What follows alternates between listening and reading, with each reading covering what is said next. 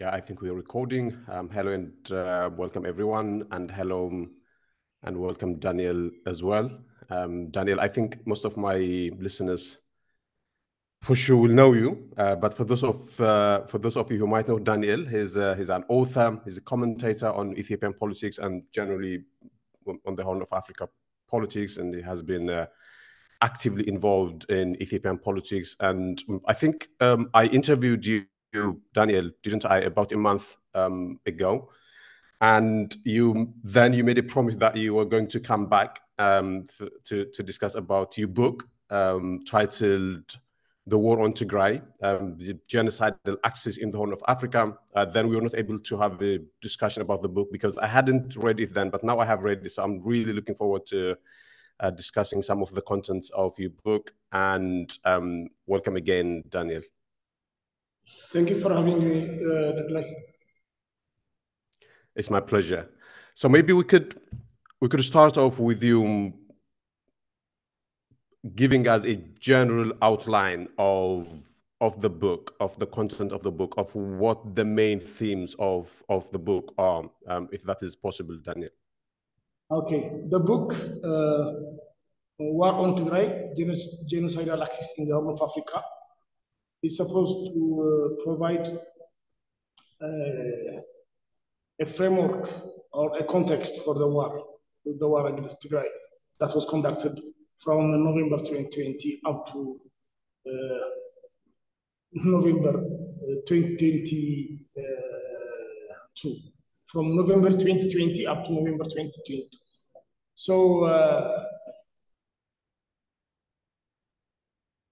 it was not just some kind of narration about the war, how it went, and things like that. Of course, it takes a chunk of the book, a significant chunk of the book is dedicated to that. But what I wanted to demonstrate is how the three forces were in sync: the Ethiopian central government or the federal government, the Amhara region, and the Eritrean government or the Eritrean region, how they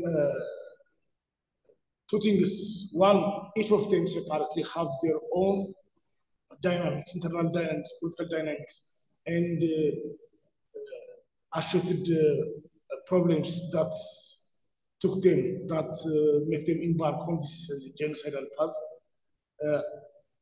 On the other hand, the three were also acting in sync or in coordination. So that's these developments, some of these developments could take us decades back to, for example, the Ethiopian state orientation, the anti-Tigray orientation in the state. With the Eritrean region, we can take it back to the 1970s or the 1980s with the making of the current ruling party, the Eritrean ruling party. And with the Amhara region, we can, in particular emphasis, we can take it for the last 10 years when it has become effectively captured by Eritrea allied groups, the Amhara politics. And also we can take it back decades. I also tried to look back for several decades back from the 1970s and 80s, when the Amhara left effectively evaporated and become a right-wing force, which has become hell-bent on anti-Tigray rhetoric, especially after the as TPLF, after armed struggle advanced into Addis Ababa, it has become more and more hostile to Tigray. And it has assumed, or it has assumed anti-Tigray stances or perspectives. And on top of that, in the past 10 decades, it was in the past 1 decade, it has become effectively hijacked by Eritrean narrative and the Eritrean regime. So after that, in the past 4 years, even before the war, the 3 years before the war, these three forces were increasingly coordinating their activity. Eritrea was training some of thousands of, 10,000s of Amhara special force. I think according to Washington Post, it's about 60,000 or something. Amhara special force were received training by Eritrea. The the Ethiopian security apparatus or intelligence was working with Eritrea. Even before the war, there were several sightings of Ethiopian troops in Eritrea. So these synchronizations, these on top of unofficial and multiple visits and meetings among security officials of especially Addis Ababa and Asmara, and also Bahar Dar, Amhara region included at some point. So this is the context and the development that the book tries to demonstrate. So, you're saying that the three forces, the Ethiopian regime, the Eritrean regime, and the Amhara forces were in sync. There was a degree of orchestration. They had been preparing or planning for the war. Yes. That narrative, of course, is in direct contrast to the official Ethiopian regime's narrative, which is that the Tigrayan forces, out of nowhere, attacked federal troops based in Tigray. And it was as a result of that the Ethiopian regime was forced to militarily engage the Tigrayan forces, and that the Amhara and the Eritrean forces had to help the federal regime because they too were either attacked or threatened. That is the official narrative. How do you reconcile these two narratives? Well, that one was just meant to be for domestic propaganda consumption. Otherwise, no one can take it seriously. Because if that was the case, if there was an advanced preparation, we wouldn't have seen just 4 days or 3 days after. By November 9, the same incident was happened in November 3 midnight. By next day, the Amhara forces were marching into Western Tigray. Just by next day, in contradiction, in collaboration, coordination with the ANDF, the Ethiopian Defense Force, which was also camping or being ready in Gondar and Western Tigray. In fact, in December 2020, the Amhara region police commissioner, chief commissioner, admitted while speaking at a book launching ceremony, he said the war started after we finished our homework. This is verbatim. After we finished our homework, putting our forces from west to east. That's how he said it. So that's an obvious preparation. The Ethiopian forces were already a few kilometers from southern Tigray, and some of them, the Ethiopian military forces, were seen in around Adikayi or something. I mentioned it in my book. Adikayi, which is to the north side in Eritrea, a few kilometers north of Tigray, maybe 10 kilometers or something. A local person told to a foreigner researcher that mentioning a specific school, that Ethiopian soldiers or soldiers with Ethiopian uniform were camped there. That's before the war began. So, of course, it's also known that the Eritrean regime had called its reserve troops before November 4. So, whatever happened on November 4 is to be seen in this context. If there was no... and the only thing that makes sense in this context for the Ethiopian government to say is that, well, I was prepared to attack, I was prepared to launch a war, and you should have waited without doing anything. Unless that's the demand, it doesn't make much sense. Because as I said, all sides in Amhara, in Ethiopia, and in Eritrea, the forces were already on the border. All right. So Daniel, we're going to come back in detail to what the interests of each force, each party to the war, where the Eritrean regime, the Ethiopian regime, and the Amhara forces, and also you at length, you discuss the role of the international community as well, and the Tigray government as well. We're going to come and explain what their interests were, what their thinking were, and everything. But in terms of the direct trigger of the war. I think they call it casus belli. It was the election that Tigray held. I think it would have been in December 9, 2020, if I'm not mistaken. And the assumption was that Tigray held the election in defiance of federal government's order to delay elections, and that the federal regime, at least the official narrative, is that the Abiy regime was justified in sending in troops to Tigray because Tigray had defied its orders. How do you see that? I want you to address that point head on. Well, that's one way of seeing it. But the problem is, I think I take the election more of a pretext. Yeah, it has its own contribution in escalating the rhetoric on both sides. However, the Eritrean and the Amhara forces and the Ethiopian army were preparing for that war for a year or two, or more than that. So that the things were heading that way anyway. So it was bound to happen. If the election was not a trigger, some other trigger would have happened. For example, in the summer.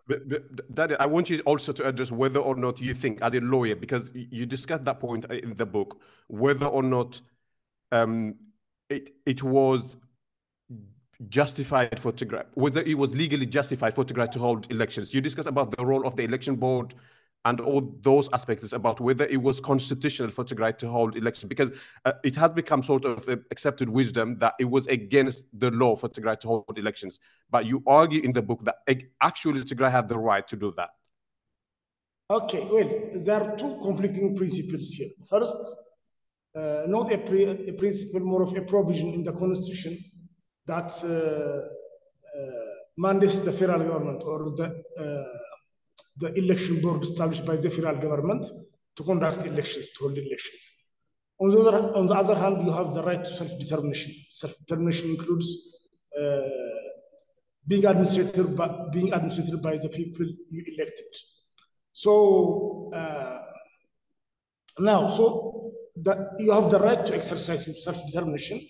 Your self-determination is a major pillar of the constitution that cannot be beholden to a procedural provision of the constitution. You can argue this way.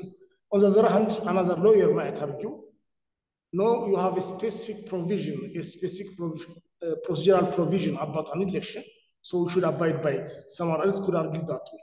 So we have to take the two in balance. The problem is the body that could have or should have handled this kind of debates, that's the Constitutional Inquiry Commission under the House of Federation, went out of its way and became a partisan arm. Ma'aza Shanafi, who was chief of the Supreme Court, couldn't impartially handle the question of postponing the election. It was like 5 years term. She extended it indefinitely. So first, she was unofficially part of kind of advisory committee to the prime minister. She prepared the proposals, and then she became a judge or as a chairman of the Constitutional Inquiry Commission. She sat on she came with another hat to resolve a constitutional inquiry issue, which totally defied the whole purpose of the Constitutional Inquiry Commission and broken trust in it. So if Ma'aza Ashnafi could have kept her distance, for example, some other independent lawyer might have decided for an extension of the 5-year term, but he'll put some kind of lock or some kind of protection method on it. Because in her decision, one, the federal government asked to extend its own election only. But Ma'aza Shanafi's, the Constitutional Inquiry Commission decision, decided for both for federal governments and for regions as well. That was not asked. As a judge, you don't decide on something you are not asked. Second, even for that issue, for the extension of the 5-year term, it should, since the constitution didn't leave that kind of room for that, it was supposed to be resolved through political negotiation or give and take among stakeholder parties. this is constitution is not only legal, it's also a political document. So whatever modification is made should accommodate the political process as well. So, however, what Ma'azah Shamaf did was she was informally part of the 4 or 5, 6 lawyers that were advising the prime minister about the issue, preparing proposal, a scenario proposal. And then when that proposal went to the parliament and the parliament asked a recommendation to the House of Federation, she came with a different hat as constitutional inquiry, as chairman of constitutional inquiry commission. It was a major breach of impartiality and integrity. So that's, I think that shattered the whole thing, that shattered everything, because whether Tigray should be able to, okay, let's say, coming back to the original issue, if Tigray cannot establish its own election board, then the National Election Board should come and hold that election. Because like, for example, there are several self-determination, there are several referendums to establish regions in southern region.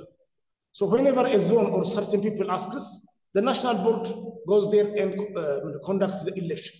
It doesn't tell that people when to conduct a referendum. If the Gurage people, properly speaking, and it happened in the past years as well. For example, if the Gurage people want to conduct a referendum about being states or about anything, about being whatever issue, there are several things on the constitution that warrant a referendum. If they want to hold a referendum, the National Election Board should only administer the logistics and the impartiality. It doesn't get to tell regions when they are going to hold election or not. So first, even if we say Tigray cannot establish its own election board, the federal or the National Election Board should conduct its duty, just like any other contractor. It takes the contract work and conducts it according to the constitutional principles of universality, free, fair, universal, and something, but and credible. So that was what it was supposed to do. So still, in light of all that, one might argue, okay, the Tigray should abide by. I don't think a reasonable constitutional lawyer would give total power to the federal government on this matter. But it's not a legal matter anyway. It's politically the two sides were at a breaking point. Even before the election was conducted in September 7, I think, September 7 or something, 2020. September 9, 2020. Before that, in June and July, the federal government was denying Tigray anti-locust spray service. This is just a service that was even funded by FAO, I think, is funded by Food and Agriculture Organization, the UN FAO. So it has helicopters provided by FAO, and I think USAID funded it as well. But it was not willing to provide that the locust eradication, the sprays, the chemical sprays. It was conducting in Amhara region, in Afar, but not in Tigray.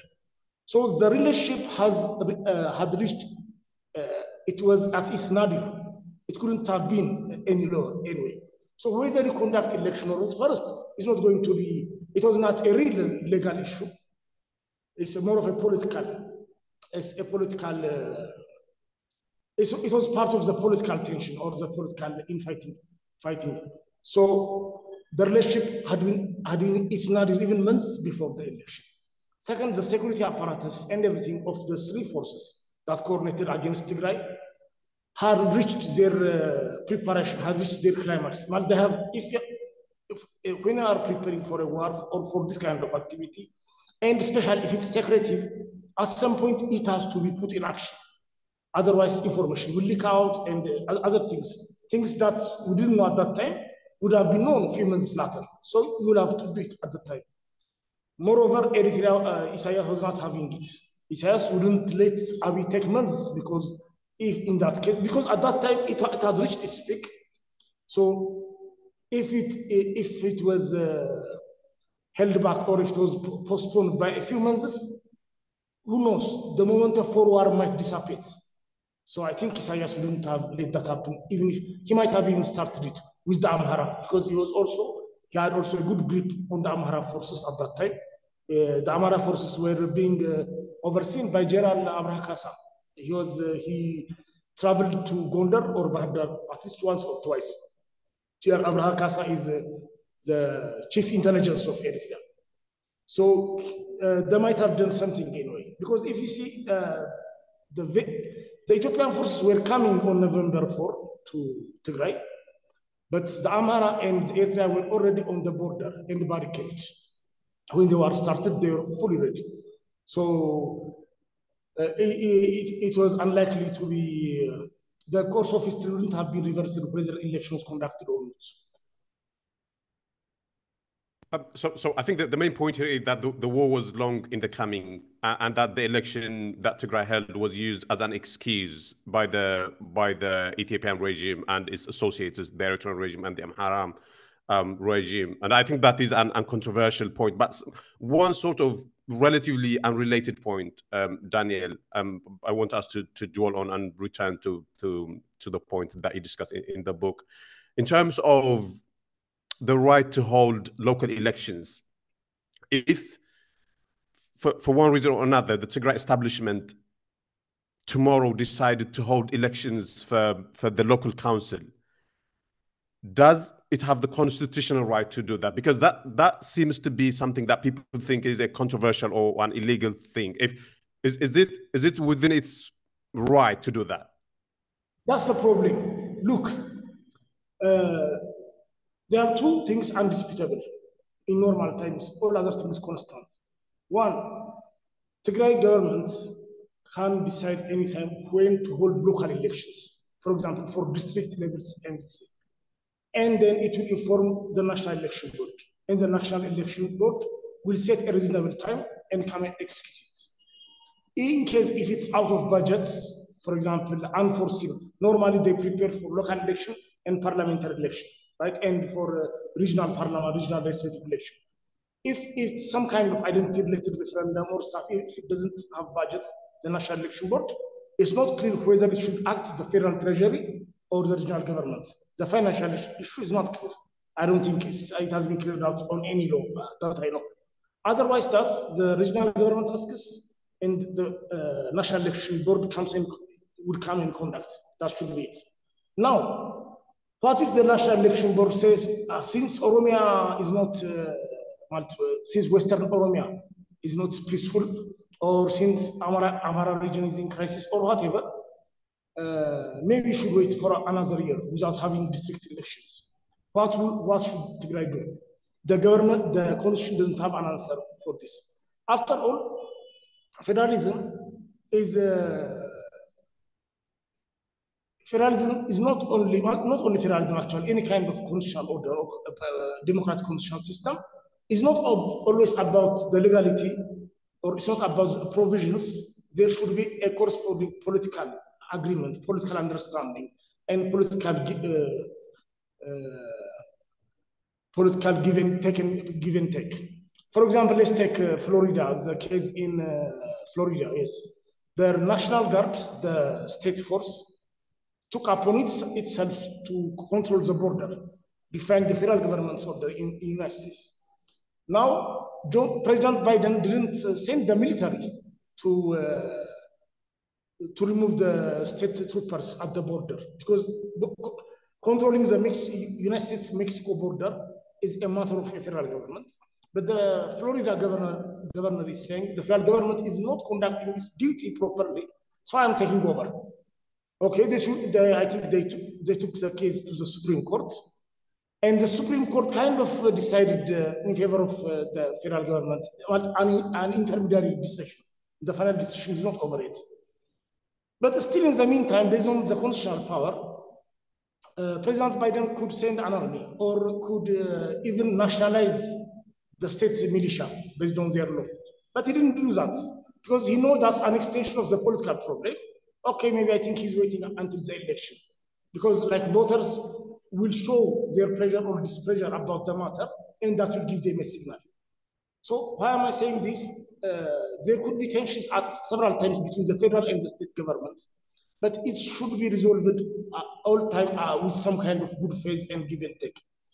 So to come to the point, legally speaking, if Tigray wants to conduct an election, the National Election Board would come and conduct assessments, properly speaking. So given the situation, it will provide some problems. For example, if summer is coming, if it's rainy season, okay, we should have to wait until the rain is over. Or if it has problem, security problem, it might ask, okay, I can't conduct elections in these places. So just like any consultant, it will see the condition, it will set a time, it will set the budget, set a budget, is it either its own budget or some kind of supplementary funding, then it should conduct election. That's how it should be done. But the problem is the people like Berhane Medeksa, who was at the National Election Board, has her own issue with the matter. I remember the day TPLF Central Committee or Executive Committee said it plans to conduct election. That very day, Berhane Medeksa ran to the national TV, to the national broadcaster at Addis Ababa, and to say that the region doesn't have this mandate. First, it's a political party that made that statement. It's not even the Tigray government. I'm telling you about 2020. Second, even if the regional government issued that kind of statement, as an impartial, constitutional organ, the National Election Board should have waited until Tigray communicated its request formally. When you receive the request formally, you'll provide a formal response. Okay, if a journalist calls and asks you, maybe you might comment, but still you have to see the formal request. Otherwise, the media business is not their business. This kind of institutions like courts, the judiciary, the National Election Board, institutions like this need some kind of space from the media circus.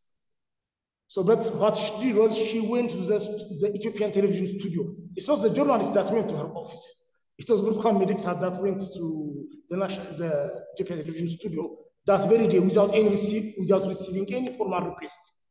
And even the statement was by TPLF, by the regional ruling party. It was not yet endorsed by the Tigray cabinet or by Tigray legislative body. So those things were not, it's not about the constitution. Of course, there should be some understanding and compromise in these matters, but it was bad faith and deliberate wish to escalate things and to provide a pretext to suspend the budget and to invade Tigray. That was the motive that created the problem, not a lack of a constitution or some kind of procedure. Well, I think it's very important that we dispelled the notion that the main reason for the war was because Tigray held elections. The reason I say that is that a lot of people who are not constitutional experts or people who have never read the Constitution or who don't bother to check that, just like me, have come to believe that that was actually a good enough reason for the federal government to wage war. They have come to believe that Tigray was in breach of the federal law in holding elections. And it has always struck me as something odd to say that in a country where self-determination is one of the pillars of the federal structure, to say that one of the constituent parties of the constitution shouldn't have the right to hold elections wherever it deems it appropriate. I have always been surprised by that notion, and I understand now what you're saying. Actually, I had already read in your book that actually Tigray had the right to hold elections. Whether it was politically wise for the Tigray government and for the Tigray political parties to hold elections, that is a separate discussion. But legally speaking, there was absolutely nothing that Tigray breached in that. So I think it's very important that we clarified that for our listeners. In terms of the preparation for the war, Daniel, you discuss how Isaias said that the game was over for the TPLF, and that was part of the planning.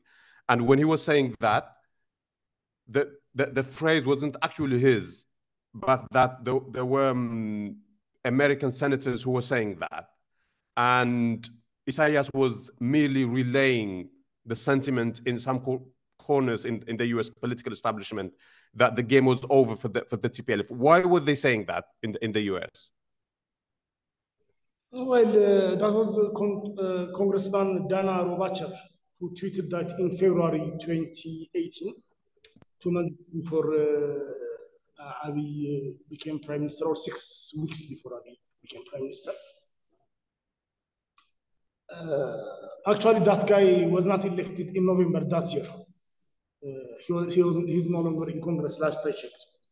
Anyway, he was certainly talking with some people, and he was making, he was getting some kind of information. In fact, that very day, Abiy Ahmed became chairman of OPDO, thereby becoming eligible for election or to be a candidate for EPRDF.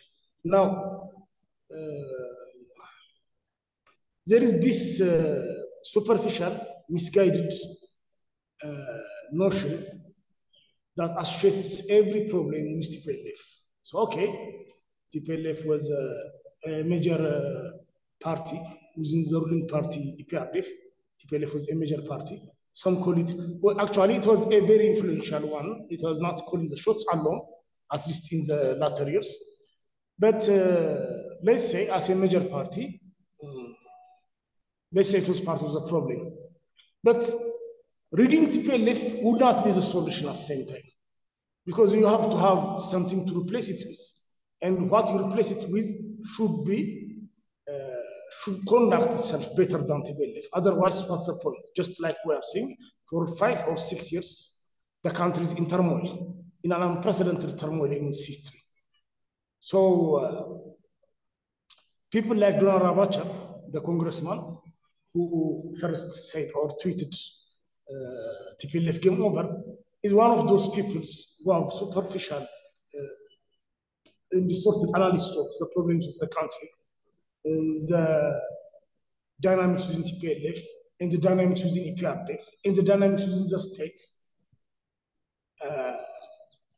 So they have a very shallow understanding of these things, and they rush to conclude just like a 200 or 400 words news on some kind of newspaper. There was a bad party, TPLF, was creating all problems. Now we got a messiah, a reformer, so everything is going to be nice and fine. That kind of very superficial. The thing is, by the way, even people in the media, I met an African editor of a major outlet. She's a woman. She came to Mekelle and we met in 2019. So she was saying like, I'm not, I don't call this a reform, but a promise of reform. Do you agree? Like what reform did he promise? Tell me one thing. So like she was saying several things. Okay, did he put it in complete form? For example, peace with Eritrea. What does that mean? Does that mean handshake with Isaias? Or a 5 PowerPoint statement or agreement which doesn't mean anything without elaboration? Because like in the past 20 years, neither PRDF nor the Eritrean regime was against trade among themselves. The problem is the security, the exchange rates, how much the relationship between the currency of the two countries, the amount of items to be exported, the custom checkpoints. Those are the things that created the fallout between the Addis Ababa and Asmara. So without sorting those out, a single line that said we agree to increase or to intensify our trade and commercial relationships. That's all sentence. That's the only thing, for example, about trade. Another trade, we agree to resolve the border issue peacefully. Of course, you would agree with that, but it has never been done. It has been 6 years. So the agreement was not, it has nothing. It was only a handshake between two guys, between two strong men in Addis Ababa and Asmara, and a chief editor, actually for Africa, chief editor for Africa of a major Western organization would come and say it's a promise for reform, but it hasn't been delivered yet. Is that the case? So no, I don't say a promise. I see a half-baked promise. Maybe you should say that. Half-baked promise could be spoiled or could be empty. If it's a promise, at least there is something solid. Maybe, I don't know, maybe I am splitting hairs here. But the thing is, be with the congressman like Dana Robacher or with some diplomats or with some journalists until the war began, they were all in some kind of naive, simplistic understanding that TPLF is a bad guy, Abiy is a good guy. Even they don't even ask who is Abiy. But you can't leave a country for one single person. You should ask, okay, what's the group? What's the making of that group? What's its direction? What's the group dynamics? You should see that. Otherwise, you don't get to trust one single person to be a messiah. Now, after all this time, they come and blame him again. They were the enablers. They were the one to be blamed, by the way. It's not Abiy. Because if you give him a free check for anyone, if you give him a lot of $1 billion, and if you give him a political cover from newspaper to international speeches, so that person is supposed to, but that person is likely to abuse the power. Even any good person would abuse the power. Well, I think you raise a lot of important points, Daniel, and I don't know which strand to follow, but maybe I should ask you about what the thinking was in Asmara and in Addis Ababa and in Bahar Dar, because apparently you are implying, and I think you implied that in the book as well, that there was that they had an objective that they sought to achieve in terms of Tigray when they were planning for the war. You know, they had an objective in terms of the political order that they wanted to create in Tigray. What was that vision? What kind of political order did they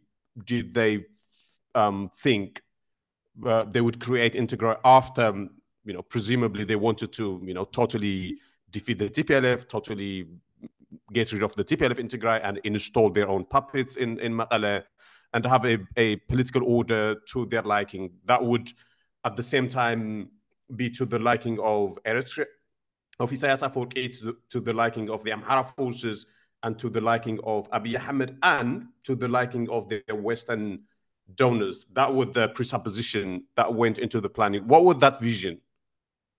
Okay.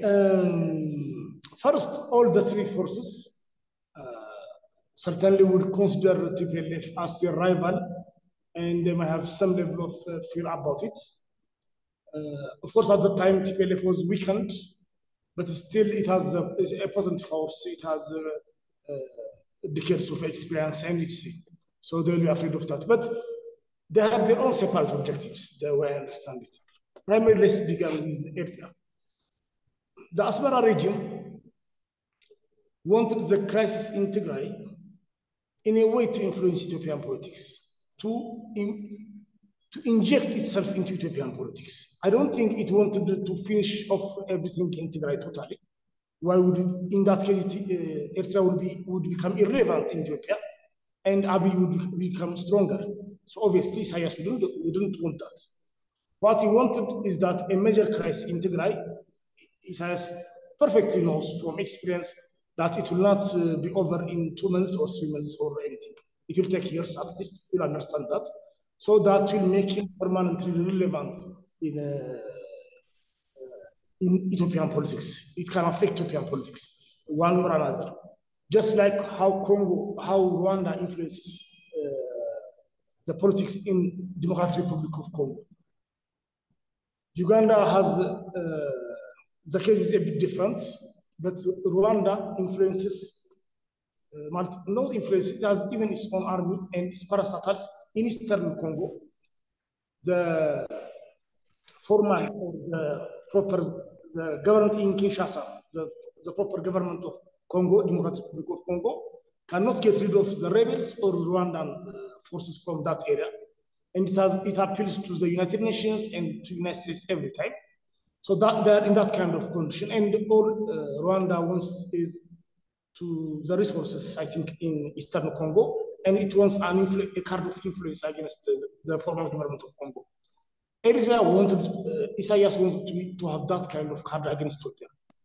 Tigray will not be defeated easily, Isaias knows that, but as long as there is a continuing war or conflict here, the Ethiopian government or Abiy Ahmed will continuously need Isaias. So Isaias wanted that kind of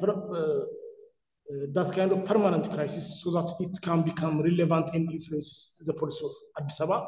And through Addis Ababa, through Ethiopia, it can influence the politics of the Horn of Africa. That's Isaias' dream, and he will never let this go.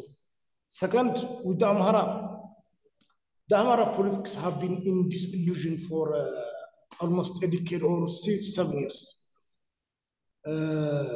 But it doesn't have a clear path, a clarity of objective. Even now, a clarity of cause, a political cause is not established. And Isaias saw this, Isaias and some other groups, opposition groups were established in Eritrea or Asmara, like Gumbot Sabat, Berhane Party, and Andargacho Sege, and ISAT, which was funded by ISAT television, funded by Eritrea. These were increasingly making Amhara politics to be focused on Tigray and to take a very sharp anti-Tigray tone. They have been working on this for 10 years. And the Amhara region ruling party, having being politically weak and unable to chart its own path or to guide the politics of the Amhara politics, it has become populist and it has become following whatever the trending topic on ISAT or wherever data appears. So they know it was a dangerous politics, but they have to go that way. They were kind of trapped in that populist politics, and they don't have that much of a political capacity by themselves. But that's just what they are. That this is structural deficiency of the Amhara ruling party of the time. So now, after Abiy came to power, TPLF is no longer in Addis Ababa. Okay, now, the Amhara force the Amhara politics has had two options. One, to claim a share of power in Addis Ababa, which means it will be in conflict with Abiy or with the federal government. Another option is to misdirect the public's attention by focusing on Western Tigray. So if you are focused on Western Tigray, if you still keep drumbeat about the threat from TPLF, you still get a breathing space. You will not have to conflict. Now, some people say Abiy or the federal government tries to create a conflict between Tigray and Amhara or wanted to conflict between them. Possible, as a politician, he would do. In fact, I think he wants that. But the Amhara political leaders themselves want to take this direction because they thought it was an easier direction and due to their own personal complexities as well. So with the help of Eritrea and with the help of central government, we can defeat Tigray and we can keep the public busy by talking about Western Tigray. That was their direction from 2018 up to 2021. But after that, they become disillusioned again. So now they are fighting the federal government. So when you go to the federal government, one, Abiy wants to a total control on it wants a total control on every area, including Tigray. So that becomes a primary point of conflict with TPLF, between Abiy and TPLF. But besides that, since he created a coalition with Eritrea and Amhara, and he has that coalition can only be sustained as long as there is a conflict with Tigray. The minute that conflict stopped, just like we saw last year, the coalition collapsed. Therefore, I don't see, except for Abiy's wish to have a total control in Tigray, I don't see a much pressing reason for him to invade Tigray. However, due to the coalition he created and due to the direction he charted, due to the political rhetoric, the propaganda he used for 2 years before the war, he was already in that track. But he started to feed that war machine, that war rhetoric, that anti-Tigray machine. He was feeding it, and he had to keep feeding it. So he took that path, which might have seemed for him tactically good.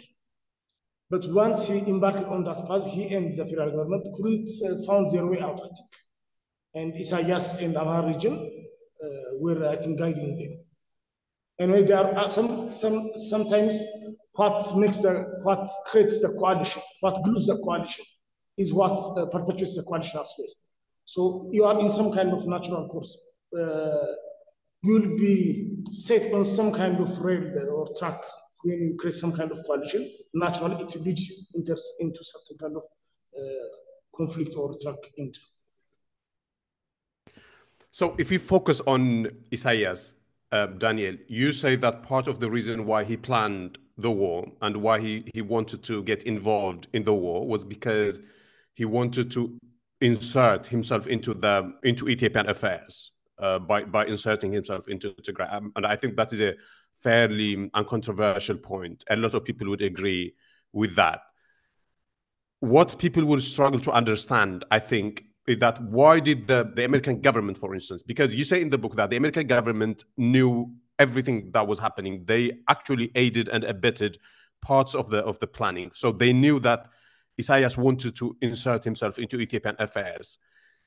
My question to you is, why did the Western government, the American government, the European Union, and others who were supporting the whole enterprise think that Isaias inserting himself into Ethiopian affairs was in their best interest? Why did they think that?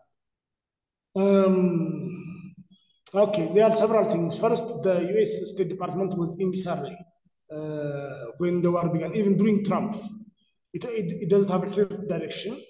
It was just being run by Tibor Nagy, the Assistant Secretary for Africa, and Ambassador Reiner was in Addis Ababa. The two guys were doing pretty much everything as they wish. But there wasn't a strong oversight or there was strong foreign policy direction from Washington or the State Department. And second, there is the factor, the Arab Emirate and the Saudi factor. The two were launching war on Yemen. So they wanted to Eritrea to be to assist with that. In fact, even UAE, Arab Emirates, had a base at Asab port in Eritrea, from which it was bombing the Houthis in Yemen. So since President Trump was very much in good relationship with the UAE and Saudi, and the UAE and Saudi are like were launching war in Yemen, and they wanted a close relationship with Eritrea. So America, United States will follow that path due to their friendship, not due to Isaiah's friendship. And beyond that, I think they thought Abiy would somewhat be able to manage Isaias. And here comes that superficial and shallow analysis that I was mentioning earlier. Okay, if TPLF was not in play, Isaias Afwerki or the Asmara regime would become a nice guy. There are some people that have that kind of shallow analysis, to your surprise. But no, Isaias chose that path because it wanted to, not because of TPLF or not. Of course, but if you, I don't know, Isaias would be this kind of troublemaking guy if you take Eritrea and put her in the middle of Europe, even among democratic countries, because that's in his nature. So there are 2 or 3 assumptions. One, since one of the shallow assumptions, since TPLF and Isaias or PFDJ, the ruling party, are not in good terms, if one of them goes out of the way, the other will become a nicer actor in the region. That was one silly assumption. Another silly assumption was that Abiy Ahmed would be able to kind of manage or appease Isaias Afwerki, and he will make him a reliable actor. That's a surprise. Third, Eritrea would be useful for UAE and Saudi in the conflict in Yemen, since they were bombing Yemen at that time. So these 3 things, and people like Duale Amato, who somewhat, I don't know, he had been in this region, in this Horn of Africa region, as an ambassador or one or another for a decade or 2. And he somehow came to think like, okay, let's give Eritrea another chance, which is surprising because he was supposed to be relatively, among the Westerners at least, he was supposed to be one of the knowledgeable persons in this area. But I think there are other interests behind it, like the Emirates interests behind it, that wanted to bring Eritrea to appease Isaias so that he will be helpful with the war in Yemen, which they couldn't finish, by the way, after all this catastrophe.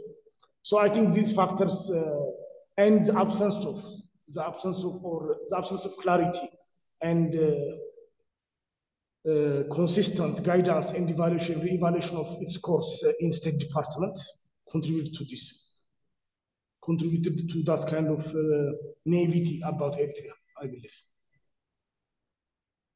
And of course, the other way in which Western governments aided and abetted the whole process was by promoting individuals who were acting as Abiy's errand boys or girls, as people of impeachable integrity, unimpeachable integrity, I should say. People like Daniel Bekele, people like Maaza Ashanafi, whom you briefly mentioned, people like Burtukan Medeksa.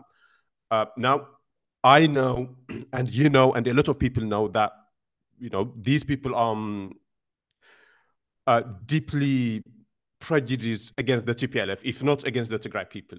And it was very, very obvious why Abiy promoted them to important positions. It was for them to help him in the Tigray war. It was obvious from what they were saying, from how they were helping Abiy, from the roles they played. You could point to a lot of things and arrive at the very uncontroversial conclusion that their roles were to help Abiy crush the TPLF.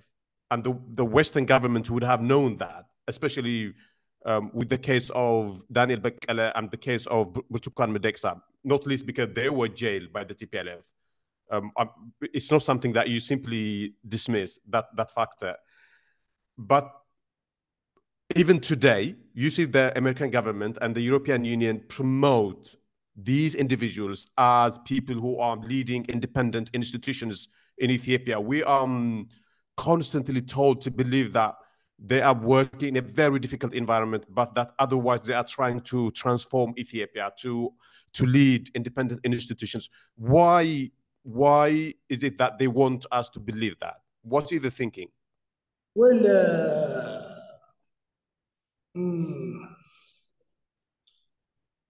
there is this kind of, and that's the major factor. There is this kind of bias among Westerners that, okay, this much integrity or this much knowledge or this much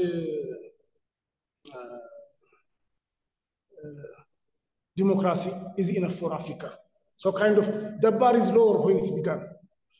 And then, okay, so after lowering the bar that way, and they come to believe that someone with, of course, it's a natural bias. Of course, when someone looks like you tend to like him. There's a psychological factor to it. But there's an antidote to it because someone used to work in some kind of institution in London or in Canada, it doesn't make him a good person, or it doesn't make him that he's fit for a complex task that needs integrity and strong, that needs guidance, and like you have to be careful to navigate, to chart the way be among conflicting parties. So there is that kind of unreasonable bias. I think that's partly is associated with the organizations that fund them. Like if you are in some kind of fellowship or in some kind of funding from some organization, your appointment into some kind of African country or into some kind of Asian country, third world country, is considered as an achievement for that organization. So that organization will lobby for you. So they have these problems. But coming to Ethiopia, I don't think the Americans, you brought two things. One, regardless of the crimes that these people committed, sorry, video stuff gabande. No, it's fine. Notification does No, it's all right. No. Okay. So there is two things that you raised. One, why they keep promoting them or defending them or rationalizing their gross mistakes and even crimes. That's one of your points, and that's what I tried to answer. But beyond that, I don't think those Western governments were actively appointing those guys. Of course, they recommend them, they suggest them, but I don't think they go that far into But it's not like they will appoint or remove. Well, one of the rumors, Daniel, maybe for you to take into account, one of the rumors, and I don't know whether it's true or not, but one of the rumors that was flying around was that, for instance, Burtukan's salary was being paid for by not by the U.S. government, but by some U.S. institutions, at least as far as I remember. So those sorts of things. They do that. UNDP is paying for several people, including Ethiopian Human Rights Commission. And they are even doing that in some regions as well. So then for select tasks, for technical advisor, people like that, they'll tell you to find a very good professional and they'll pay that advisor, because that advisor would rather be in private sector or in an NGO if it's not paid well. So they have that arrangement, they do that. So it's not about the payment. In the first place, why would they offer to pay a political appointee? For example, in Ethiopian Human Rights Commission, at least I think everybody is being paid by UNDP or something. So how is that sustainable? I don't understand. Okay, if you are paying directly, there should be some kind of intervention. There should be some kind of major program or project that you want to enroll in a year or two, something like that. You are not supposed to pay 4, 5, or 6 years, but that's not sustainable. Second, if you are paying directly their salary, you should put some kind of standard. You can't get to pay their salary as if they are. They argue that we want competent professionals there and want them to be independent. So that's the reasoning they put when they pay for this kind of technical advisors in other institutions and for the almost entire staff in the Ethiopian Human Rights Commission. That's the reasoning. Okay, if that's the case, then the standard should be higher. You can't lower the standard, you can lower the bar and still offer to pay premium an unusual amount of money. So the logic is very much with them. But on the other hand, let's go from Abiy's perspective. Abiy, since he gathered some kind of anti-TPLF or anti-Tigray coalition, so he must naturally find people that will fill that role or that framework. And when you look for that, you find people like Berhane, Bekele, and Medexite, people who have a deep grudge on TPLF. But not only that, Abiy could have appointed these kind of people from NDM and OPIDO, that means from the Amhara and from the Oromo wings of his party. But I don't think he didn't want the party to control him strongly. So he has to bring in people who don't have much institutional capital or organizational support, people who don't have much network below them, like people like Berhane Mideksa doesn't have that many people that should know in the government institutions. So she will be taking orders directly from Abiy. She used to be a judge for a short time. Besides that, she doesn't have much knowledge of the bureaucracy. People like Berhane, their political life is totally dependent on Abiy's goodwill, on his grace. If you bring someone from the Amhara wing of the ruling party or the Oromia, someone who has some kind of backing from some kind of constituency or some kind of his own political network, that will not be to Abiy's liking. So Abiy doesn't like institutions, doesn't like the procedures, institutional checks and appraisals, etc. So he would rather bring people from Canada, from America, from English, etc. for this reason as well. And on top of that, there is that bonus. For when he brings those people, the Western will think, oh, this guy really means reform. Of course, you should bring that kind of people from wherever they are if you want reform, but that's not the entire story of a reform. Well, one thing I have to mention is that Burtukan Mideksa and Maaza Ashanafi have since left the scene. Nobody knows where they are now. And I think it's fair to say that they are now hugely discredited figures. So the plan clearly hasn't worked as far as they were concerned and as far as whoever thought they were good they were good forces in Ethiopia was concerned. But one person who hasn't left yet is Daniel Bekele. He continues to have huge influence in Ethiopia, not least because violations of human rights reporters are being handled by him.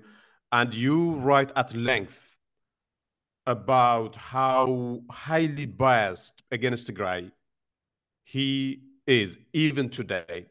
So tell us, in what ways has he been biased? I think Daniel Bekele might not continue after the end of his term. I don't think is that 5 years. So I don't think he'll continue after that. And the president as well, by the way. I don't think the two of them will continue based on what we observe. I think they are at the end of their term. That's why they are making some kind of noise. Of course, they are Amhara, so that's where they care. So Dan Bekele is Amhara. By the president, you mean the president of Ethiopia, Sahle-Work, I think her name is. Yeah. So she's also becoming increasingly vocal. You know, the culture in Ethiopia, when you are about to be fired, your IQ suddenly increases and you start to see things differently and you become critical with a farce. And beyond that, but since both of them are Amhara and there's a crisis in Amhara region, they have to speak for their kings. They are not much bothered in the past 6 years, in the past 4 years in Tigray and in Western Oromia. So having said that, anyone who worked with Daniel Bekele, at least people who are impartial, even Westerners.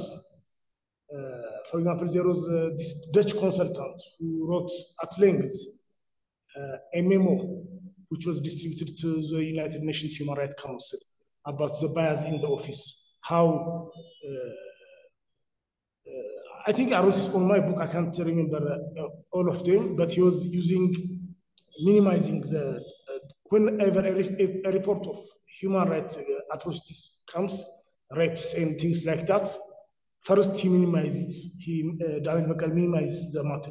First, in meetings, he dismisses the issue. If it comes up second or third time, or if it's being reported in international news, okay, then he tries to minimize it and promise an inquiry. Then the inquiry will take months. So by that time, if some other organization issues a report, he reacts. He immediately issues his own statement, like, we just finished our report, and he will bring something out of his hat within a few days. If no one says anything, he just keeps quiet. So dismissing, minimizing, delaying, then bringing a butchered report. That's all what it does. After that, there were several times an inquiry committee sent from the Human Rights Commission to Tigray, but the report was not even included in the report issued by the Human Rights Commission. What he actually does is that he takes pages from Amnesty or some other, or from media reporters, and prepares, through desk work, prepares a watered down version of it. So it's practically a copy-paste work. His own inquiry commission sent to Tigray twice. I think I mentioned it in my book. They sent a team twice, and nothing came out of it. Of course, the guys who were sent that's their job. They made interviews, they made inquiries, however minimal, however small it was, and came back, returned to the headquarters with their report. But he simply dismissed some of them. So at the end of the day, he locks his door and decides what to do with the reports. It's simply a one-man job at the end of the day. The rest is more of a smoke screen, the rest of the procedure. This can be understood from their guys, Tim Winderven or something, a Dutch guy who was a criminal law expert. He was advisor or something to the Human Rights Commission. He wrote a memo which was distributed in the UN Human Rights Council when the ICHRA, the International Commission of Inquiry for Human Rights in Ethiopia, something. When that was being considered in the Human Rights Council, he distributed that paper, but he made sure that it was given to all members at the Human Rights Council. So what I understand, the Ethiopian Human Rights Council is not reliable. The joint investigations were being run and hijacked by the Ethiopian Human Rights Council. But in that memo, in that 10 or 12 pages, with another Ethiopian, I don't know if I can mention his name, but he's outside the country anyway. They discussed, they elaborated several instances in a lengthy paper. By the way, last a month ago or 2 months ago, there was this report about IDPs in Tigray. That report was supposed to be was launched by OCHA, no, not OCHA, but the UN OCHRC, the Human Rights Commission, the UN Human Rights Commission, and the Ethiopian Human Rights Commission jointly. But through process, the UN Human Rights Commission became frustrated with everything Daniel Bekele does. So they withdrew themselves. Then Daniel Bekele issued a statement in his own name, in Ethiopian Human Rights Commission name, what he claimed to be the findings of his report. The UN part withdrew from that process. This is very well known thing. This just happened 2 months ago. The process took for more than 6 months. After dragging the matter for 6 months, Daniel Bekele couldn't prepare a report that was agreeable to the UN OCHCR, the UN Human Rights Commission. So there are several this kind of instances. This happens almost every other year or every other 6 months in almost all situations. He just doctors the reports, or he manufactures whatever kind of watered down reports. Yeah, well, I mean, even without, before he actually started his job, it was clear to me and to a lot of people that I used to have conversation with, that Daniel was brought to his current position to be used as an anti-Tigray weapon. It was very, very obvious. And just to mention some examples in terms of his modus operandi, I don't know if you remember, the Ethiopian forces massacred about 83 Tigrayan ex-ANDF members in Ma'arab Abaya. And I think it was Washington Post who did the reporting on that. And during the process of preparing the report, they contacted Daniel Bekele to ask him what his office was doing in terms of investigation before they published their own. And he replied to them that he was aware of the massacre and that he was doing investigation, and that in due course he would publish the results of the investigation. But no such result has been published, and it's 2 years down the line now. And just one example that shows you how he operated. Actually, what is interesting is that it's not just in Tigray. Actually, even in there was a murder of a senior Oromo political figure a couple of months ago, and he had started to do some sort of sham investigation, but apparently the regime didn't like where the investigation might lead, so he quietly aborted it. But then the fact that he aborted the investigation had leaked to Addis Standard somehow, and Addis Standard published, reported on that. But if he could have things his way, he was trying to simply brush the story aside and just move on. But now he has been exposed. And the same, I think, could be said of the Merawi massacre in Amhara region. He said that he was, working on that because the massacre had been reported on by Amnesty International and I think Reuters as well. But the Ethiopian Human Rights Commission said that it was on the verge of publishing its own investigation results, but no such thing has happened today. But I think the most significant damage that Daniel Bekele did, and you discussed that at length, is the way he reported on the Maikadra massacre, saying that Tigrayan forces out of nowhere massacred Amhara civilians, and that was the only thing that happened. That is how he reported on it, and the Ethiopian regime, of course, because that is what the regime wanted, used it to say that, look, this is the reason we are fighting in Tigray, because Tigrayan forces are massacring Amhara civilians left and right. And Daniel was happy to produce a report that said exactly what the regime wanted the report to say, when in fact, as reported on later by Reuters and by Amnesty even, what happened in Maikadra was more complicated than that. Amhara forces massacred Tigrans, and Tigrans reacted, and in reaction to that, Amhara forces again massacred Tigrans, and if anything, Tigrans were actually victims of the whole thing. But Daniel didn't say that. Just giving a couple of examples to show how Daniel operates, and I'm emphasizing on that because he continues to be an important sort of an important entity as far as the Western governments are concerned, because, and this is something that I know you have been following closely, the US ambassador gave a speech a couple of days ago saying that the transitional justice in Ethiopia should be taken seriously. But the transitional justice is based on the joint investigation that Daniel and the UN body did.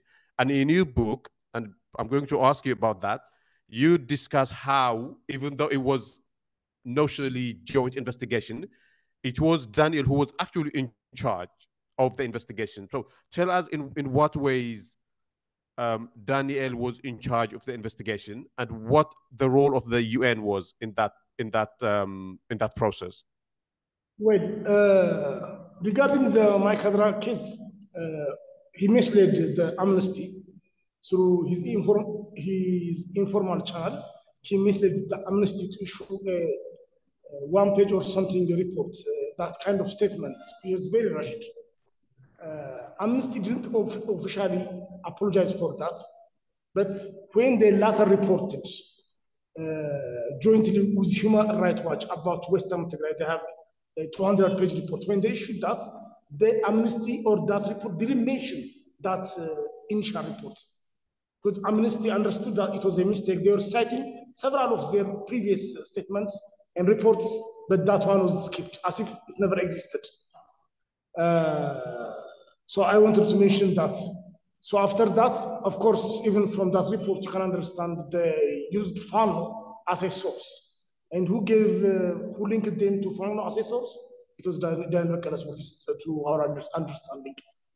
Okay, coming to the UN, to the joint, so-called joint report between the Ethiopian Human Rights Commission and the UN Human Rights Commission.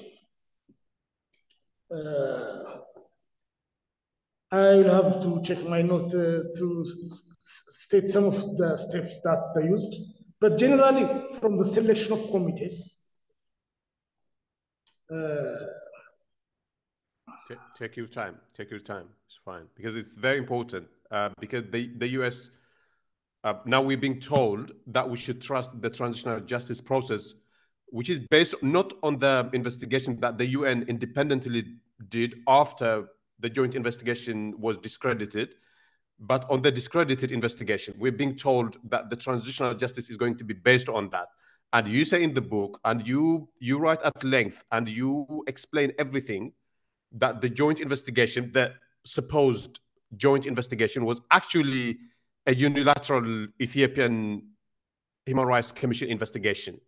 Now, it was supposed to be joint investigation team. The joint investigation team between the two. It has problem first from the memorandum, the terms of reference. Terms of reference selected some 19 places without any clear objective or logic. Even out of those selected places, it actually visited a couple of them, about 6 or 8 of them. So when selected 19 places, it listed on the tour 19 places. At that time, there were hundreds of massacre sites that were reported in the news media and through several reports. So if you are to pick places, like, okay, as a sample, you can take 10, 20, or 30, whatever. If actually this is not a sampling work, it should be a survey. However, even if you are going to do that, there should be either geographic distribution, the logic of how you select sites, either should be based on geographic distribution, or based on the gravity of the crime, or based on some other criteria. In those selected locations, Aksum was not in it. If I'm not wrong, I will have to see my notes in detail on this. But there are several places that were listed, mentioned. Just to add little information in terms of Aksum. Aksum wasn't covered at least in the report, they say that it wasn't covered because of security reasons. And to just remind our listeners, about 800, at least according to Amnesty International, about 800 Tigrayan civilians had been massacred in Aksum by Eritrean forces.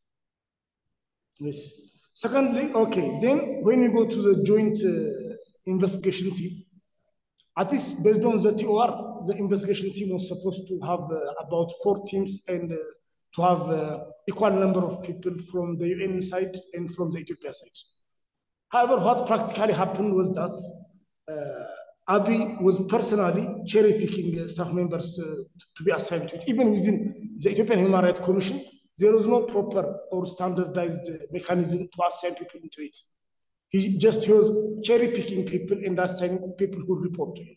Okay. The people who were assigned from the UN side, some of them were Ethiopians, some of them were foreigners.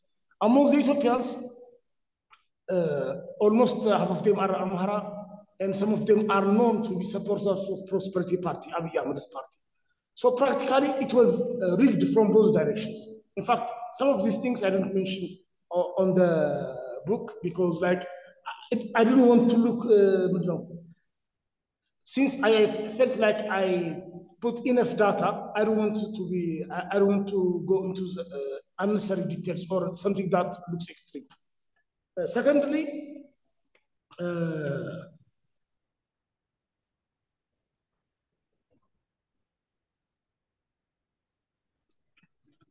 even if it has like 3 or 4 teams, its management and its mandate was not properly clarified, the joint investigation team. So sometimes it appears to be the Ethiopian side or the Ethiopian Human Rights Commission is in charge. Sometimes they look like they are working separately. In fact, when they told me in one tour, the guy was assigned from no, they stopped at one area and asked something, and they got some kind of information. So the guy from the Human Rights Commission, from the local side, said like, we are not supposed to cover this issue or to cover this area or something like that. And one of the guys, she's from some other African country, I think, and she said like, I put it on my notebook anyway. Well, I put the data anyway, like you are not going to take it. So he just shut up. So obviously it will not be included in the joint report, but she might have briefed her own staff or her own organization or whatever in her own session. So there is this kind of even unclear relationship and management style among them. Another thing was that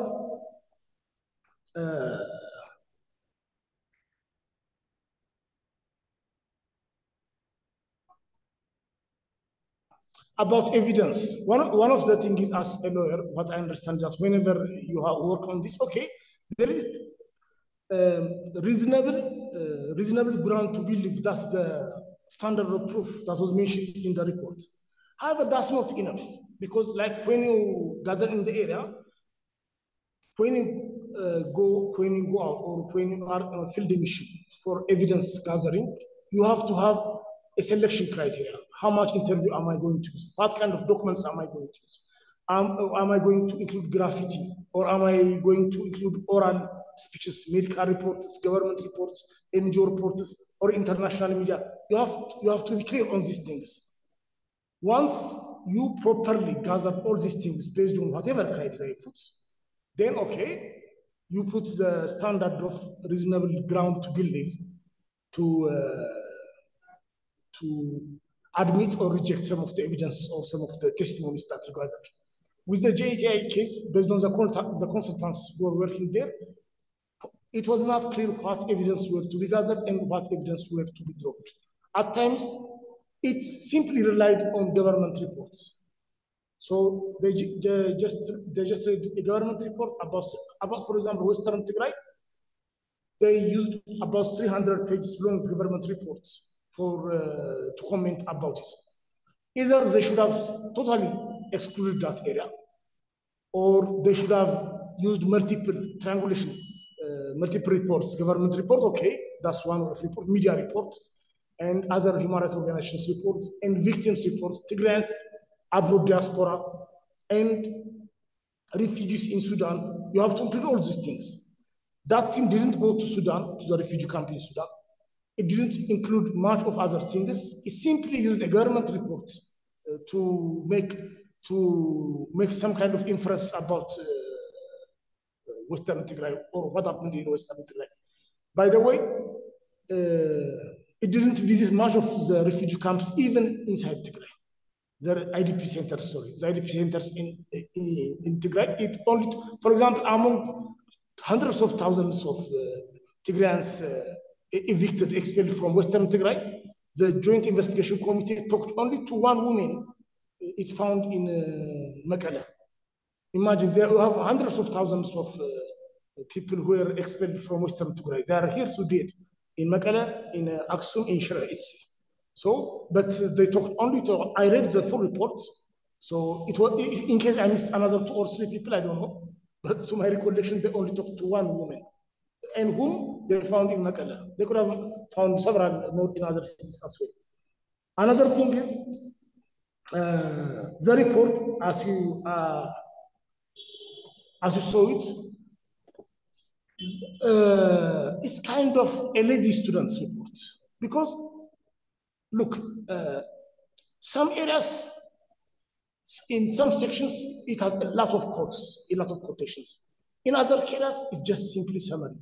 In some areas, every statement is backed by footnotes. In other areas, the whole paragraph has only one footnote, and you can't be sure. You can't be sure which part could be attributed to what, which portion of the paragraph was to be attributed to that quotation. So that's one thing that we can see there. Another thing that I found that there was even a comment about rape. It has a footnote that says, I don't know where I can find it, a footnote that says some aid organizations, some relief workers or something, suspect or speculate that the rape or sexual violence figures might be encouraged, might be exaggerated for international attention. Can you imagine? First, it's a speculation. Second, it's a political speculation. Second, it's not even data-driven speculation. Why would you put it in here? It's obviously it's put by some of the guys from Ethiopian Human Rights Commission. In fact, it's very criminal because as a Human Rights Commission or as anyone who worked with human rights cases, especially with sexual violence cases, you try to give as much the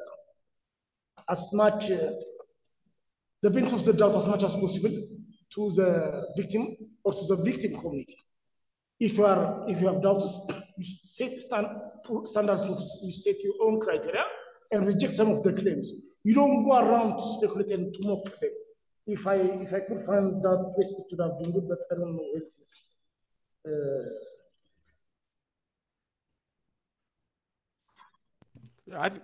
I think you have given us enough detail in terms of that, and people who want to see more details about how the Ethiopian Human Rights Commission and Daniel Bekele were used as attack dogs against Tigray could read the book, because you write in detail about the operation, how they went about doing that.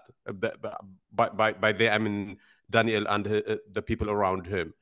So it's something that you cover in the book, I think, sufficiently enough, and I would recommend people to go and read and get more information. But maybe one more point about this, Daniel. I know that we're getting bogged down into details, but I think this is important. So 2 investigations have been conducted into the crimes committed in Tigray. One was the supposed joint investigation that we just talked about at length, and the other was the one that was done following that, because the joint investigation was discredited by the UN for solid reasons, right? For the reasons that you say. And the one that was done subsequently, I think it's called it was the investigation done by the UN, International Commission on Human Rights, Ethiopia experts, ICRI. Actually, Yeah. So that is now that sort of superseded the previous one. That is the assumption. But now the transitional justice that the Ethiopian government has been trying is level best to sell as a credible process is based on the joint investigation. So if I don't know if you have seen the policy document of the transitional justice, but they say that it is going to be based on the recommendations of the joint investigation. So the investigation that was done by the UN has quietly been discarded now. And my question is that the US ambassador a couple of days ago pleaded with Ethiopian with various actors in Ethiopia, including the TPLF and including forces in Tigray, that they should accept the transitional justice that is based on the discredited report. Why are they doing that? actually, okay. First, there is this joint report by Human Rights Watch and Amnesty International about Western Tigray, I think some 200 or something page. And I think even if it has some defects, it was a good report, I think. So I just want to put it out for anyone who wish to consult the report. Okay, coming here, it's no surprise that Ethiopia stick to that joint report instead of the ICHRA's report because they were unwilling to work or to accept ICHRA. It has been working for a year and it issued two reports. However, the Ethiopian government didn't let them travel inside Ethiopia or was uncooperative totally. But even with that joint report, even if it was watered down and if it was messed up, sometimes the good thing about reports is that you can't hide everything. Even your silence indicates something, or even if you make half-baked inquiries, it's kind of just like research papers. When you see even a poor research paper would help you prepare your own proposal for a proper research, for a well-crafted research. It could be a base, it could be an input. But I have even bigger worries. One of the things they have been saying at several occasions is that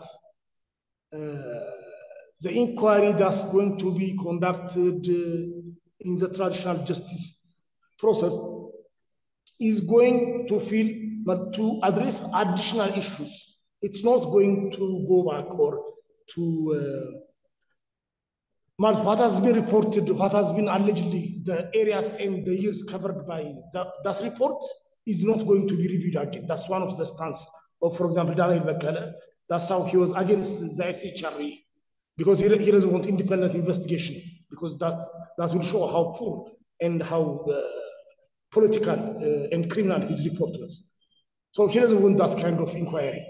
Even the Ethiopian government doesn't want that kind of inquiry. Actually, they are working. They are in cahoots, so there is no reason to put them to refer to them as separate institutions. So one of the things that bothers me is that if they were to conduct under traditional justice process, if they were to conduct a thorough inquiry, but using the JIT, the joint report as an input, I would have been okay with that. But they want the JIT to claim that there should not be any more inquiry for the year 2021. That's what they want. And the year 2021 was the year of the major crimes. Those major atrocities were conducted in that area. After 2021, still we have the starvation issue, the bombing issue, the aerial bombardment, starvation, and there is still Western Tigray. Still, and for that time zone, what they say, what the federal government says that it had established an interministerial committee to investigate. Interministerial committee, mind you. So they want the interministerial committee, not the first half of 2022, or as is the first half of 2022, they claim it was covered by the interministerial committee. So it should not be reviewed again. So what are we left with? The late part of 2022. That's practically after the war stopped. or we might have a few months gap. So that's what they want. Even in that case, you have a lot of areas uncovered. That interministerial committee or the joint investigation committee didn't cover Western Tigray properly. So still there are several areas, topics, thematic issues, and areas that were not covered in those studies. But the main problem is not. The main problem is that they are not ready. They are not willing to reopen those books, those reports. If Daniel Bakala was a genuine human rights defender or reporter, he would want to see, like a good researcher. If you are a good researcher, you want to be your research to be checked by another person so that you learn from it. And if you have a passion for human rights, of course, you don't want a single victim to be left out.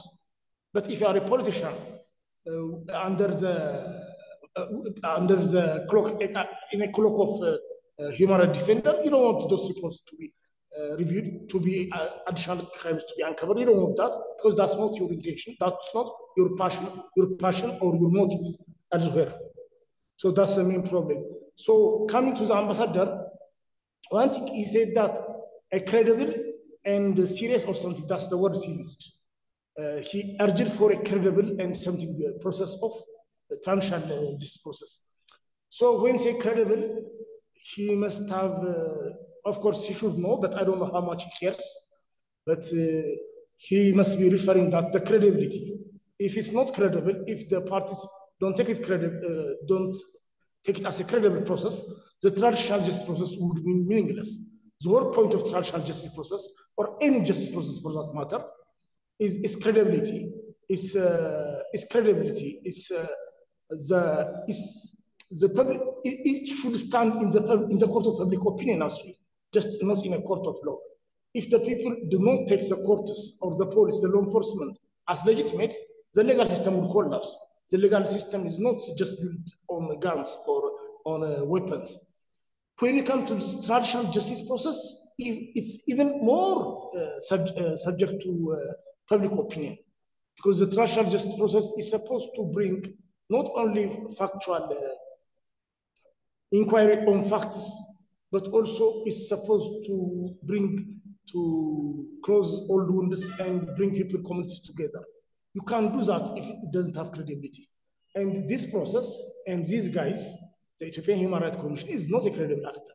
So I wish the ambassador I wish the ambassador was implying that when he talks about credibility. You can't, the joint report is not credible. The Ethiopian Human Rights Commission is not credible. The Attorney General Office is not credible. And under them or based on that, you can't have, and the interministerial committee report is a joke, a farce.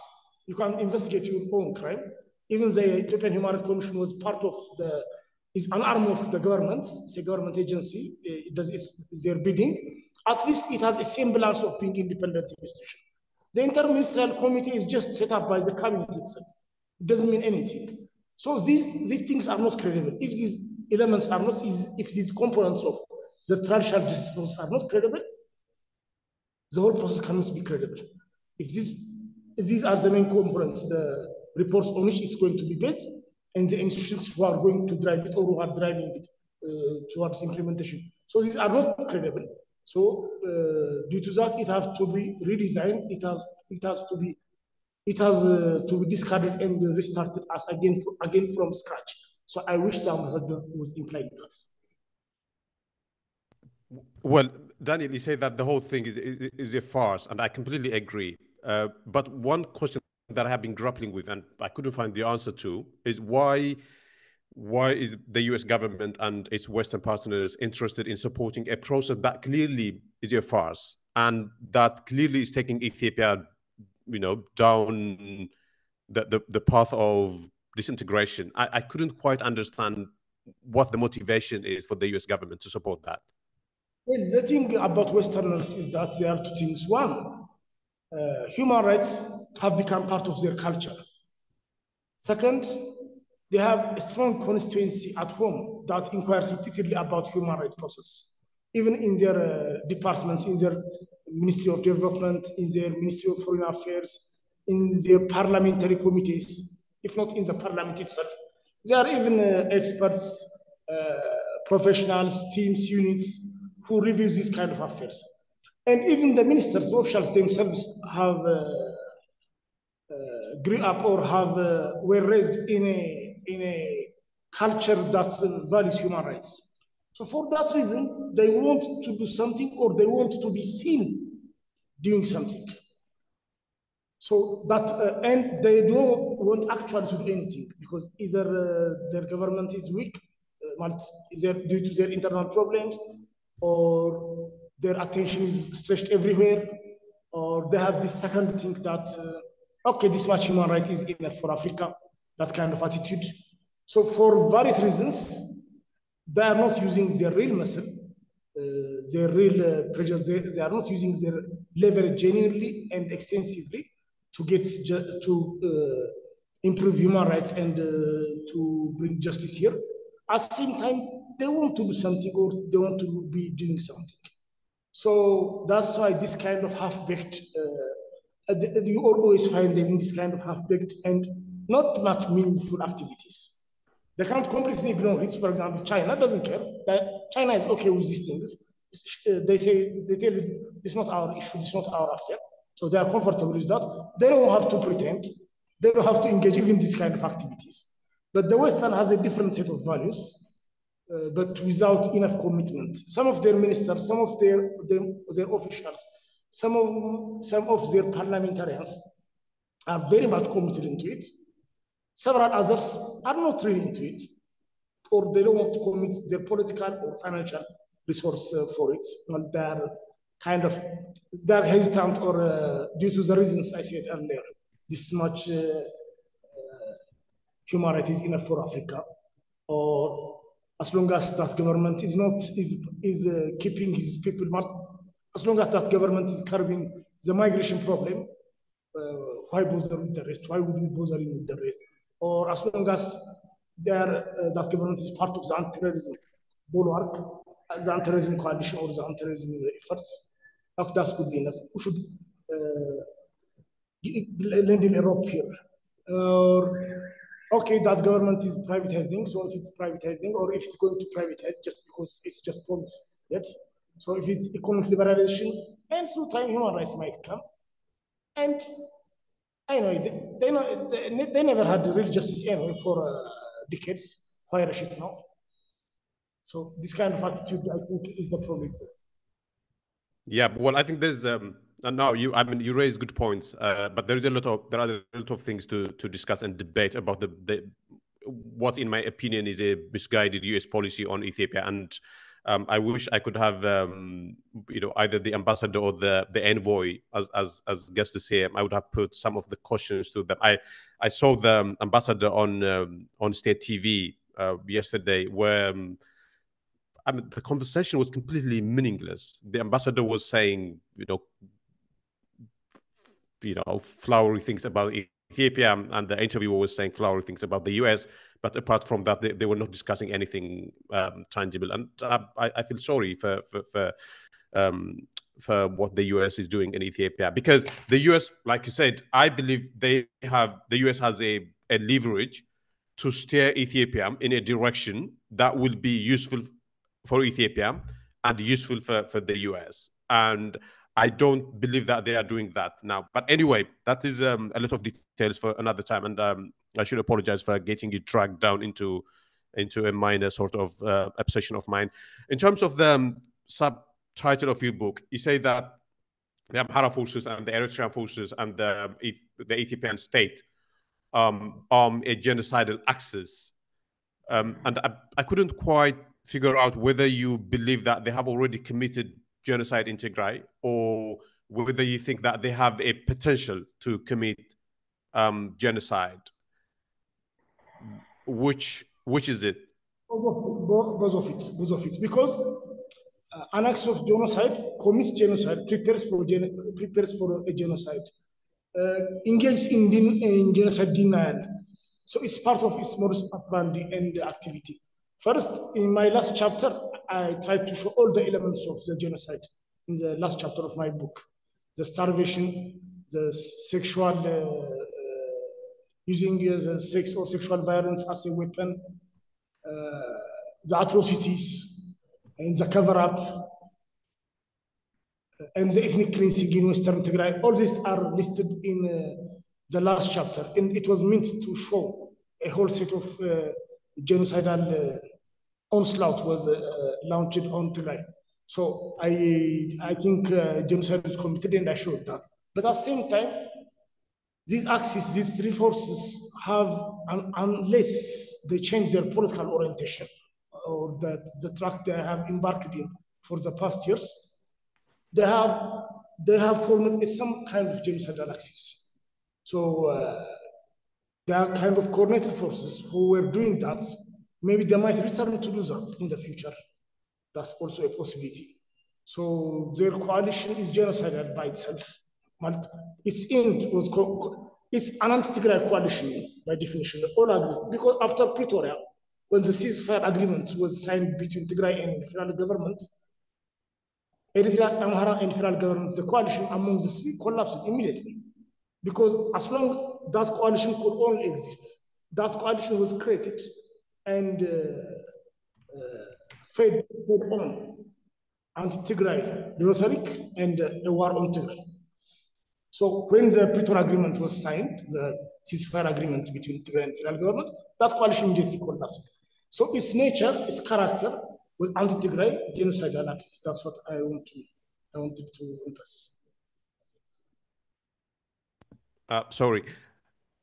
So if there is this genocidal axis hanging over the skies of Tigray, how do you think, and this is something that I have avoided until now, because I don't want to get you dragged down into Tigray politics. I don't know how much interest you have in that, but how do you think should Tigray politics sort of fend off these genocidal maniacs then? Well, one of the things is that this region has been in a cycle of crisis for us as far back as we know, even the entire Horn of Africa region. So there will be conflict among some forces or other forces at one time or another. There's always the cycle of violence keeps had been running for decades. Now, what Tigray can do in this environment is that to carefully gauge and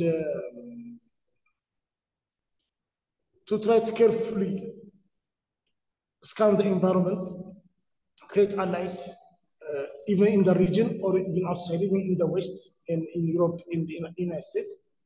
So whenever second end type is based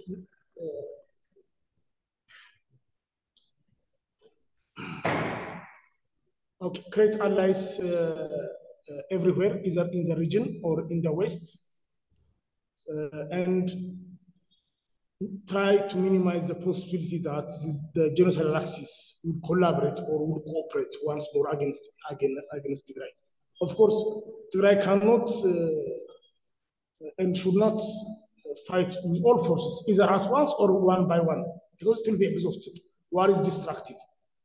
People's lives at stake, people's die, and but there is the human cost and there is the economic cost, and productive years will be wasted just like the last 3 years. But if you have to go to war, if you have to fight, you have to fight one enemy at a time, not all of them at once. So you have to minimize that possibility, and you have to create allies, especially even in faraway areas, even in Middle East, in African countries, or in the West, because another cycle of violence is bound to come, be it today, be it next year, or be it after 10 years. So at any rate, in Africa, or even in this region, look the alignment of forces in Somalia, in Sudan, even within Ethiopia. So it's all the entire regions in crisis. It's a matter of who is fighting who at any given time, not whether someone is fighting or not. And even if you are not engaged in active fighting, if your neighbors are fighting each other, you'll suffer as a result. For example, in Ethiopia, there's an active conflict in Amhara and Oromia that affects Tigray economically. There is a major conflict in Sudan, even if we are not in one macroeconomic umbrella currently in Sudan, it affects us one way or another. In fact, currently even Western Tigray is occupied, but assume if Western Tigray was open, Tigrayans cannot migrate to Sudan if Sudan is in crisis, cannot go looking for a job, or cannot trade with Sudan if Sudan is in crisis.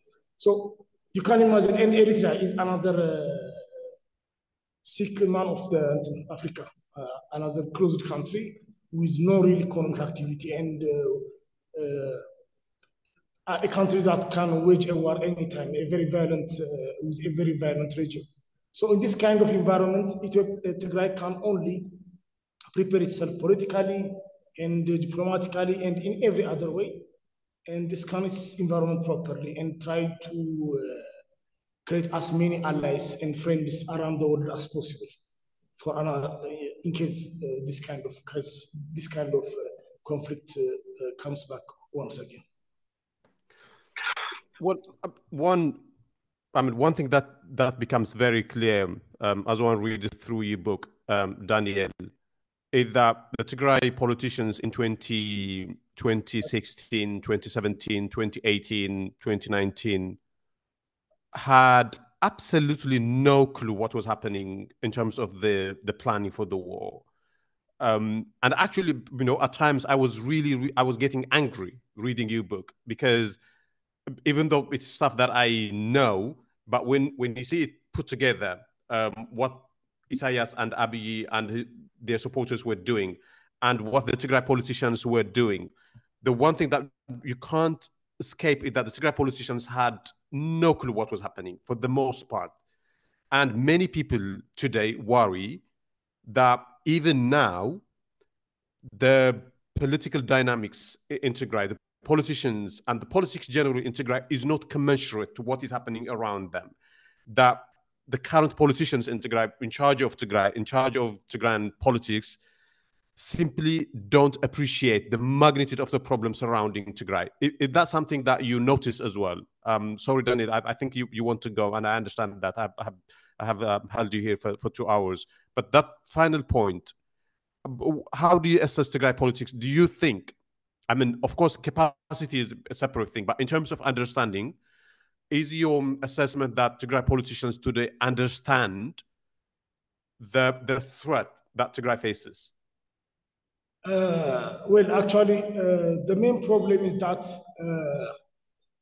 it's a matter of capacity, it's a matter of skill. One, individual capacity. First, at individual level, how many of these politicians, even before the war or now, really understand geopolitics and the various directions, routes that things could take, politically, diplomatically, not just militarily, even militarily. The Tigrayan leadership, all of them, most of them are not even soldiers. Even if some of them are, there are several of them who used to be in the armed struggle. This is not the days of armed struggle. This kind of more of, you have a fixed area. If Tigray is if Tigray is engaged in a war, it will be kind of conventional war. So it has its own different, the time is different, the nature of the war is different. So at that level, even in terms of military, they have depth of understanding. Most of them. Some of them could have that grasp, but at organizational level, there was incapacity. At organizational level, what was their worldview, or when I say worldview, how did they define and understand the problems in the country? It was very much based on decades old or 10 years or 20 years old assessment or party assessment, that they were still using that as a framework or as a lens to evaluate the political developments in Ethiopia. They are seeing the political developments in Ethiopia through the lens of EPRDF, the problems within EPRDF. But do they have a different lens now, or are they using the same lens even today? I don't think they have any lens right now, because that lens was shattered by the war and by the developments after that. And now I don't think they are using any kind of lens. I doubt that. I don't know. I can't say that. Of course, individually, there are several people who come up with brilliant assessment or analysis of the situation, or they can do in this. But as a group, they have to define themselves. where do we go from here? How do we solve the problems in the country? Where do we see our party or our region in this context? You have to be clear on that. With whom should we align, or with whom we shouldn't align? So this kind of thing is, if you can't figure it out as a group, if me and you are going separate directions, we are not, if both of us are in a car or in some kind of, or train, and if you are trying to drive, for example, if both of us in a boat, if me and you are in a boat and trying to pull the water in different directions, we can't practically go anywhere. You have to act in sync. If you are not in sync, no matter how able-bodied you are, no matter how good salesmen we are, if you are not going, if you are not working in a sync, that boat cannot reach its destination, whatever the destination may be. So I don't see much promising progress on that. Well, I mean, if you don't think, you think. I think that's a good alliteration and analogy as well. Thank you very much, Daniel, for your generosity with time. I know that it's been difficult to arrange these interviews with time and space, and you have gone to great length to arrange this. So thank you very much. If there is something that you feel like saying, I know that you've been here for 2 hours, so maybe you don't have anything more to say. But if there's something that you want to say, please do that. Otherwise, that would be that from me. That's all. Thank you for having me. Yeah, just one more point in terms of your book. The book is titled The War on Tigray, Genocidal Axis on the Horn of Africa. And Daniel, I was actually impressed by the amount of evidence that and material that you managed to collect. And especially when you take into account that you wrote most of the text when you were under siege. So I don't even know how you managed to collect, because it's a wonderful and comprehensive chronicle of the main events preceding the war and during the war. And, you know, if somebody wasn't around in 2019, 2020, 2021, and just read the book now, they would have a fairly good picture of what happened in during the war. So that tells you how well written and how well sourced the book is. And thank you for that. I think you have done a wonderful public service in terms of that. And I wish somebody could translate your book in Tigrinya and make it available in Tigray for people to at least be reminded of what happened, because it's a public record of what happened during the war. So thank you very much for doing that. I presume it must have been very difficult for you to do that, but it's such an extraordinary piece of work you have done, Daniel. So thank you for that. Thank you. So that was Daniel Berhane, everyone. Thank you for staying with us. And until we see you next time, bye-bye.